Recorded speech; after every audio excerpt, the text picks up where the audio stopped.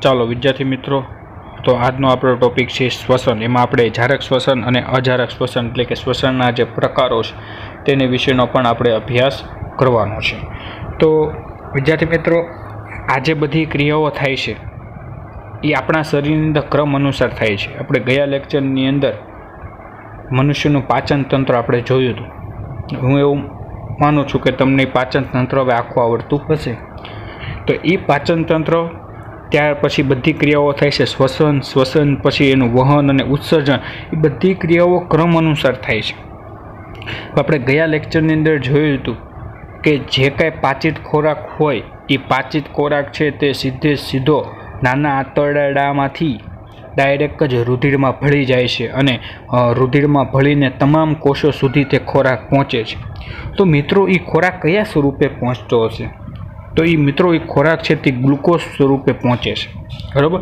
અને એ બધો જ ખોરાક એ ગ્લુકોઝ સ્વરૂપે કોષોની અંદર સંગ્રહ થાય છે. તો હવે આપણને એમ થાય ખોરાક કોષોમાં જઈને શું કરતો હશે? તો મિત્રો, એ જે ખોરાક છે ને તેને આપણે તેમાંથી શું મુક્ત કરવાનું છે? તો એમાંથી આપણે ઉર્જા મુક્ત કરવાની છે. શું મુક્ત કરવાનું છે? ઉર્જા મુક્ત કરવાની છે. કેમ ઉર્જા મુક્ત કરવી પડે? કારણ કે આપણા શરીરની અંદર જે કંઈ કોષો છે એ બધા કોષોને કાર્ય કરવા માટે, કાર્યરત રહેવા માટે ઉર્જાની જરૂર પડે છે. તો અને એ ઉર્જા આપણને શેમાંથી મળે છે? તો આજે આપણે પાચિત ખોરાક હતો એટલે કે ગ્લુકોઝ સ્વરૂપે જે ખોરાક આપણને મળ્યો હતો અને એનો સંગ્રહ આપણે જે કોષમાં થયેલો છે, એમાંથી આપણે ઉર્જા છૂટી પાડીને એ ઉર્જાનો આપણે ઉપયોગ કરવાનો છે. તો એ ઉર્જા કઈ રીતે છૂટી પડે? તો એ ઉર્જા છે એ ઉર્જાનું આપણે દહન કરવું પડે. તો દહન હંમેશા કોની હાજરીમાં થાય? તો ઓક્સિજનની હાજરીમાં. અને ઓક્સિજનની ગેરહાજરીમાં પણ આપણે દહન થાય છે. પણ એના આધારે આપણે બે પ્રકાર આપ્યા છે, જારક શ્વસન અને અજારક શ્વસન. એની વિશેની આપણે વાત કરવાની છે. તો સૌપ્રથમ આપણે વાત કરીએ કે આપણે જે પોષણની ક્રિયામાં જે કોષમાં લેવાયેલા ખાદ્ય પદાર્થો છે તે ઉર્જા પ્રાપ્ત કરવા માટે તેનો ઉપયોગ થાય છે. અને એમાં અલગ અલગ સજીવો અલગ અલગ પદ્ધતિ માટે ઉર્જા પ્રાપ્તિનો ઉપયોગ કરે છે. એના આધારે બે પ્રકારના છે સજીવો, બરાબર છે. એમાં અલગ અલગ પ્રકારના જે સજીવો હોય કે પ્રાણીના સ્નાયુ કોષોની અંદર કઈ રીતે થાય છે, બરાબર છે. ત્યાર પછી એવા બધા અલગ અલગ આપણે સજીવો જે છે એ અલગ અલગ પદ્ધતિને ઉર્જા પ્રાપ્તિ માટે ઉપયોગ કરે છે. તો એના માટે શું કરવામાં? તો સંપૂર્ણ પહેલાં આપણે સૌપ્રથમ ઓક્સિજનની હાજરીમાં કે ઓક્સિજનની ગેરહાજરીમાં પહેલાં આપણે શ્વસનની હું તમને વ્યાખ્યા કહી દઉં કે ભાઈ શ્વસનની વ્યાખ્યા શું હતી. તો સિમ્પલ આપણે સ્વરૂપે કહી શકીએ તો ઓક્સિજનની હાજરીમાં કે ઓક્સિજનની ગેરહાજરીમાં, બરાબર, જે પાચિત ખોરાક છે એ પાચિત ખોરાકનું જે શોષણ થયેલું છે તેમાંથી ઉર્જા મુક્ત કરવાની ક્રિયાને મિત્રો શું કહેવાય? શ્વસન કહેવામાં આવે છે. હવે શ્વસનના બે પ્રકારો છે, જારક શ્વસન અને અજારક શ્વસન. તો એમાં જે સજીવો એ જે પાચિત ખોરાક જે આપણે ગ્લુકોઝ સ્વરૂપે સંગ્રહ થયેલો છે એ ગ્લુકોઝના સંપૂર્ણ વિઘટન માટે જો ઓક્સિજનનો ઉપયોગ કરે તો તેને જારક શ્વસન કહેવામાં આવે છે. એટલે ગ્લુકોઝના સંપૂર્ણ વિઘટન એટલે કે તેનું સંપૂર્ણ દહન કરવા માટે જો ઓક્સિજનનો ઉપયોગ કરે તો તેને જારક શ્વસન કહેવામાં આવે છે. અને કેટલાક સજીવો જે છે એ ઓક્સિજનનો ઉપયોગ કર્યા વગર જ ગ્લુકોઝનું વિઘટન કરે, એ પૂરેપૂરું તેમાં વિઘટન ન થાય તો તેમાં અપૂર્ણ વિઘટન લખ્યું છે. તો ઓક્સિજનનો ઉપયોગ કર્યા વગર ગ્લુકોઝનું વિઘટન કરે તો તેને અજારક શ્વસન કહેવામાં આવે છે. રેડી? તો એના આધારે સૌપ્રથમ તો આ જે ગ્લુકોઝમાંથી જે ઉર્જા મુક્ત થાય છે એ જારક શ્વસન હોય કે અજારક શ્વસન હોય મિત્રો, પ્રથમ તબક્કો તો બંનેમાં સરખો જ છે. અને પ્રથમ તબક્કામાં આપણને એક અણુ મળે છે, જે અણુનું નામ છે પાયરુવેટ. ગ્લુકોઝની અંદર ખબર છે 6 કાર્બન હોય છે અને પાયરુવેટમાં પછી 3 કાર્બન થઈ જાય, એનું વિઘટન થાય છે. એટલે કે તમારે મેન આ યાદ રાખવાનું છે કે ઉર્જા મુક્ત કરવાની જે બધી અવસ્થા છે, ટોટલ એના 2 તબક્કા આવશે. એના જે પ્રથમ તબક્કા જે છે ને એ પ્રથમ તબક્કા તો બંનેમાં સરખો જ છે, જારક શ્વસન અને અજારક શ્વસનમાં. હમણાં આપણે નીચે સમીકરણ દ્વારા જોઈશું. પ્રથમ તબક્કામાં ગ્લુકોઝના અણુનું પાયરુવેટ અણુમાં વિઘટિત થાય છે. અને મિત્રો, આ જે ક્રિયા છે ને એ કોની અંદર થાય છે? તો કોષ રસની અંદર થાય છે. એટલે કોષ રસની અંદર આ જે ગ્લુકોઝ છે એ ગ્લુકોઝના અણુનું વિઘટન થઈને શું બને છે? તો પાયરુવેટ બને છે. હવે એ પાયરુવેટનો આધાર છે એ આ ઓક્સિજનની હાજરી કે ગેરહાજરી ઉપર આધાર રાખે છે. એના આધારે પાયરુવેટ છે એ પાયરુવેટનું પાચન છે એ 3 પ્રકારે થઈ શકે છે. રેડી?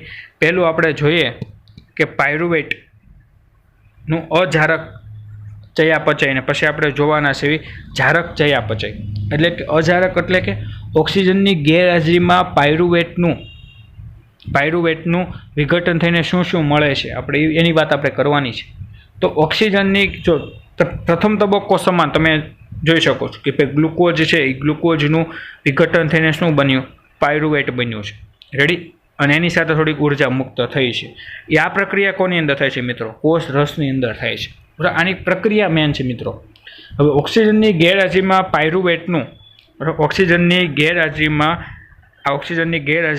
પાયરુવેટનું શેમાં રૂપાંતરણ થાય છે? તો ઇથેનોલ અને કાર્બન ડાયોક્સાઇડમાં રૂપાંતરણ થાય છે અને એની સાથે ઉર્જા પણ મુક્ત થાય છે. અને આ ઉર્જાનો સંગ્રહ શેમાં થાય છે? તો એટીપીની અંદર થાય છે. એટીપીનું પૂરું નામ શું છે? તો એડિનોસાઇન ટ્રાઇફોસ્ફેટ. બરાબર? એની અંદર તેનો ઉર્જાનો સંગ્રહ થાય છે. અને મિત્રો આ પ્રક્રિયા જે છે એ ઈસ્ટમાં કરવામાં, ઈસ્ટ એક પ્રકારની ફૂગ છે, એટલે આખી પ્રક્રિયા ઈસ્ટની હાજરીમાં થાય છે. બરાબર? એટલે ઈસ્ટ શું કરે છે? તો આ પાયરુવેટને ઇથેનોલ અને કાર્બન ડાયોક્સાઇડમાં રૂપાંતરણ કરી નાખે છે. બીજું વસ્તુ, હવે જો આ ગ્લુકોઝ છે એ ગ્લુકોઝમાંથી પહેલાં પાયરુવેટ તો બને જ છે, એનો પ્રથમ તબક્કો. બીજો તબક્કો કે પાયરુવેટનું ઓક્સિજનનો અભાવ એટલે શું? કે ઓક્સિજન બહુ ઓછું મળતું હોય, બહુ જ એનું પ્રમાણ ઓછું હોય, ત્યારે પાયરુવેટનું શેમાં રૂપાંતરણ કરે છે? તો લેક્ટિક એસિડમાં રૂપાંતરણ કરે છે અને એની સાથે ઉર્જા મુક્ત થાય છે. તો એ જે લેક્ટિક એસિડમાં રૂપાંતરણ કરે છે એ મિત્રો એ જે પ્રક્રિયા છે એ આપણે પ્રાણીઓના સ્નાયુ પેશીની અંદર થાય છે. અને આ લેક્ટિક એસિડ જે મુક્ત થાય છે એના કારણે આપણને ઘણીવાર સ્નાયુઓનો દુખાવો થતો હોય છે. બરાબર? લેક્ટિક એસિડનું પ્રમાણ ત્યારે હોય તો એના કારણે આપણને સ્નાયુ પેશીનો દુખાવો, એટલે કે આપણા શરીરના સ્નાયુ આપણને દુખતા હોય છે. હવે આપણે વાત કરવાની છે જારક ચયાપચયનું. આ જે સમીકરણ છે ને મિત્રો એ જારક પાચનનું છે, એટલે કે જારક ચયાપચયનું.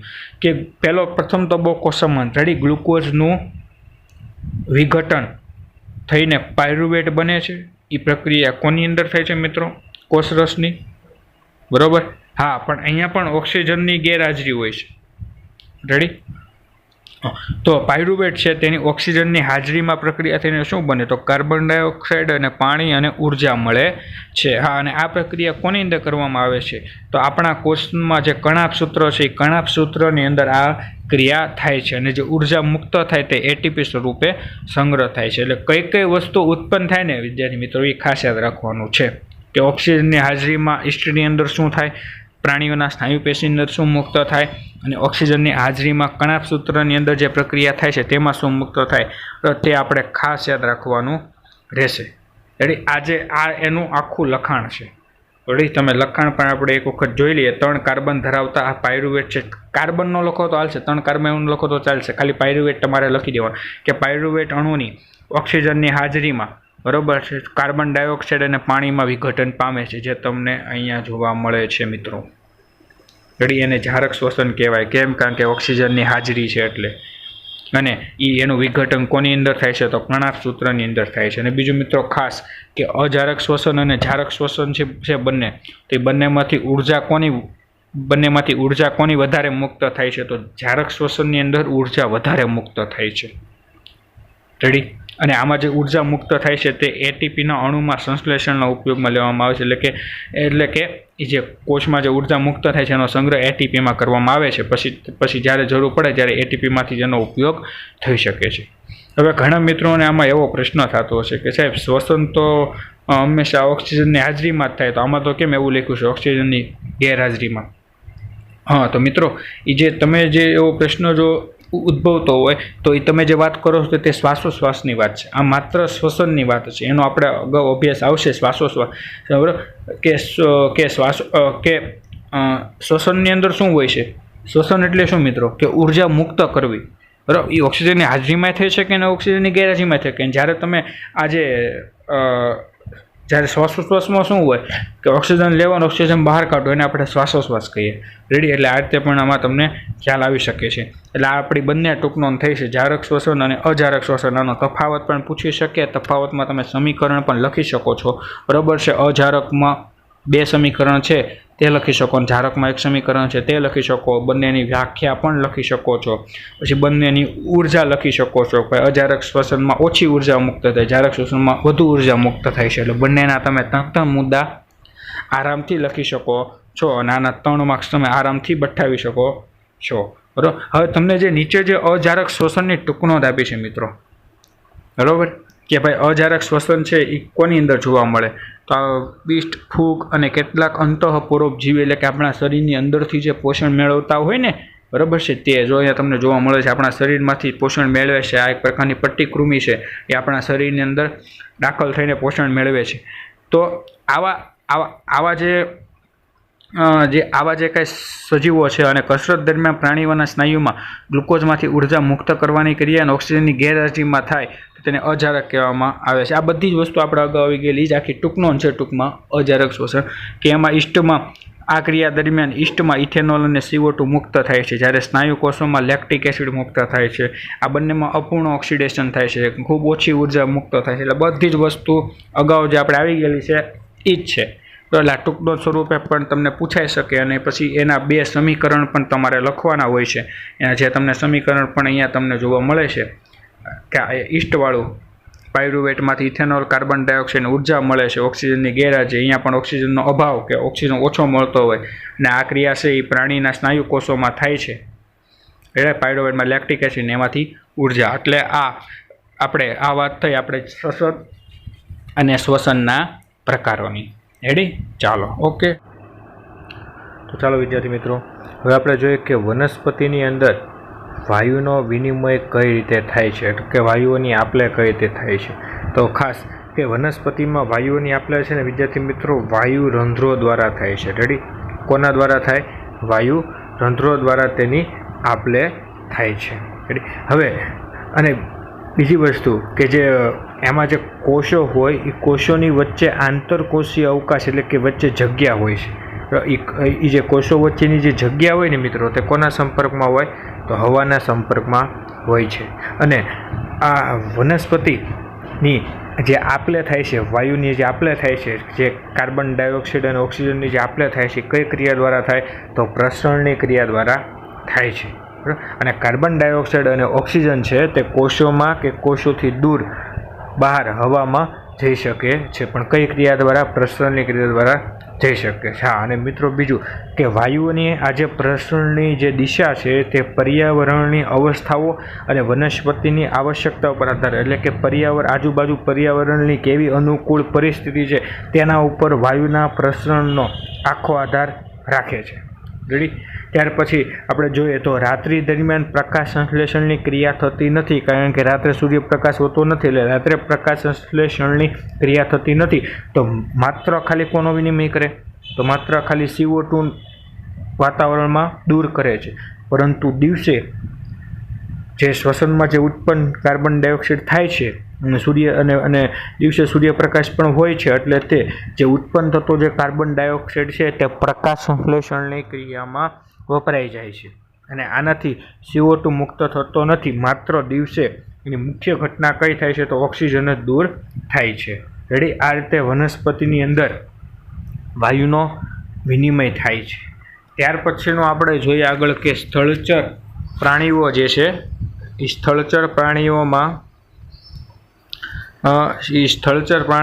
શ્વસન વાયુનો વિનિમય. સ્થળચર પ્રાણી એટલે શું મિત્રો? કે જમીન ઉપર જે કંઈ પ્રાણીઓ રહે છે તેમાં શ્વસનનો વિનિમય કરવા માટેની આવશ્યકતા આપણે જોઈએ છીએ.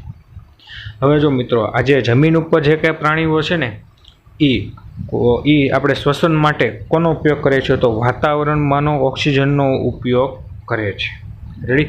અને આ ઓક્સિજન એ જુદા જુદા પ્રાણીઓની અંદર જુદા જુદા અંગો દ્વારા તેનું શોષણ થાય છે. અને એના માટેની આવશ્યકતાઓ છે. તો પહેલી આવશ્યકતા એ છે કે બધા જ અંગોમાં એવી રચના હોય કે સપાટીનું ક્ષેત્રફળ વધે અને એ સપાટીનું ક્ષેત્રફળ વધારો કરીને ઓક્સિજનયુક્ત વાતાવરણ સંપર્કમાં રહે. બીજી વસ્તુ એવું છે કે ઓક્સિજન અને કાર્બન ડાયોક્સાઇડનો વિનિમયની જે આ જે સપાટી છે, સપાટી કેવી હોવી જોઈએ? ખૂબ જ પાતળી અને નાજુક હોવી જોઈએ.